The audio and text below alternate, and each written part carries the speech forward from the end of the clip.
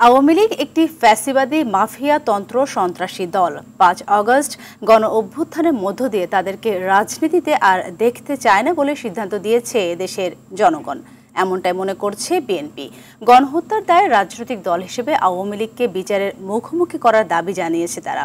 Report করছেন জাহিদ রহমান।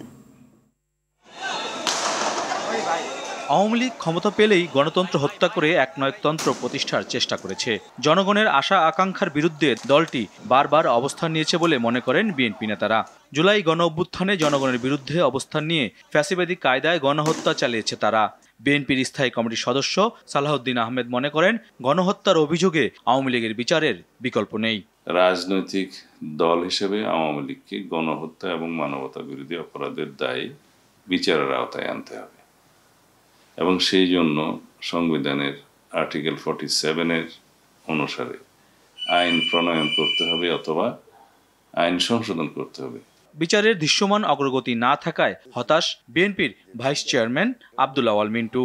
যারা আওয়ামী লীগের পদে থেকে বা আওয়ামী লীগের নাম ব্যবহার করে বা আওয়ামী লীগার হিসাবে যারা অন্যায় অবিচার অত্যাচার করছে দেশের মানুষের উপর, তাদের বিচার করা হোক, কিন্তু এখন পর্যন্ত সেই বিচার তো আমরা দেখিনি।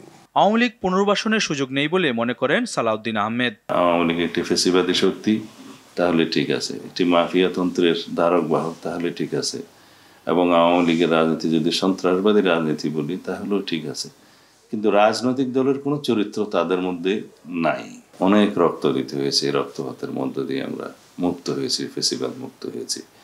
সেই আওয়ামী লীগকে বাংলাদেশের জনগণ 5ই আগস্ট ফ্যাসিবাদের রাজনীতিকে, মাফিয়াতন্ত্রের রাজনীতিকে প্রত্যাখ্যান করেছে।